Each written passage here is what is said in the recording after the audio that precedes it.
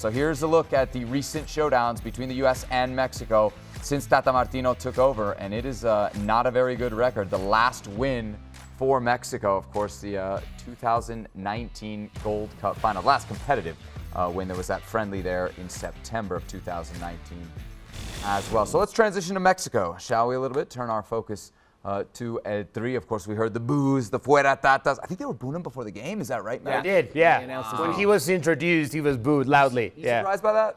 Not at all. No. I mean, did you boo? I mean, if I had been in the stadium, I might have booed as well. No, but I mean, it's just not a good performance. Yep. And the problem is, you can have a bad night. You can have 2 bad nights. But if you are not able to find the answer, then the problem is on the manager. We were watching the game, and I started yelling, "You do have substitutions available. You can make a move. You have Alexis Vega. You have Antuna. You have Diego Lainez, if you will."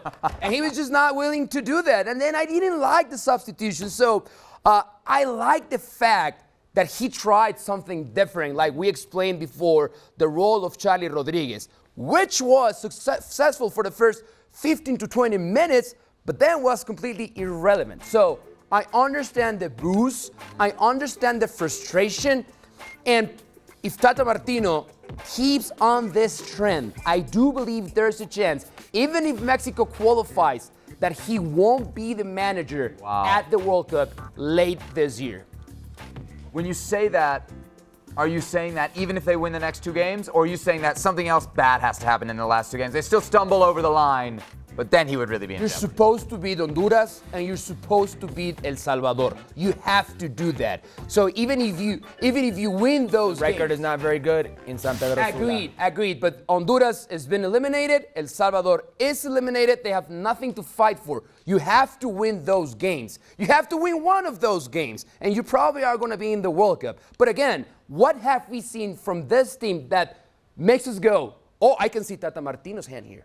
Oh, I can tell how good this player or this section of the field for the Mexican national team is because of Tata Martino's job." I'm still trying to find answers for that question. We've just heard the words of the Mexican national team manager.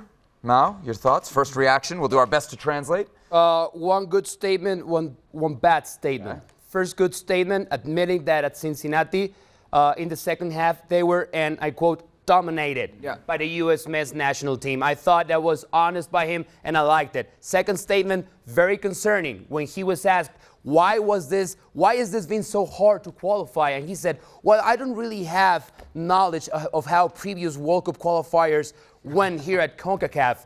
You cannot say that as a manager of the Mexican national team. And he's saying, well, pretty much saying, you've always struggled to qualify for the World Cup. Why am I supposed to answer a question like this?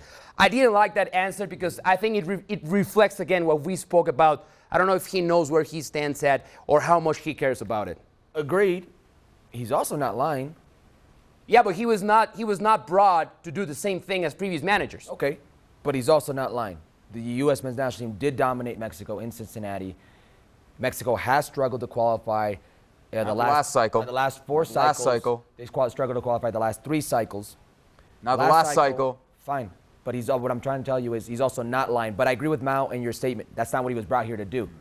And the problem here is the first time everybody was in agreement, you did what you were supposed to do. Yeah. He went back to being Tata Martino. Everybody wanted Johan. Johan Vázquez, not Héctor Moreno. Johan Vázquez comes in, he was not good. He doesn't make a sub to the 79th minute. The 79th minute. He went back to being Tata. He went back to this shell-like behavior. He went back to talking to the rest. We thought he was going to get sent off. Yeah, he got a yellow. He went back to that Tata.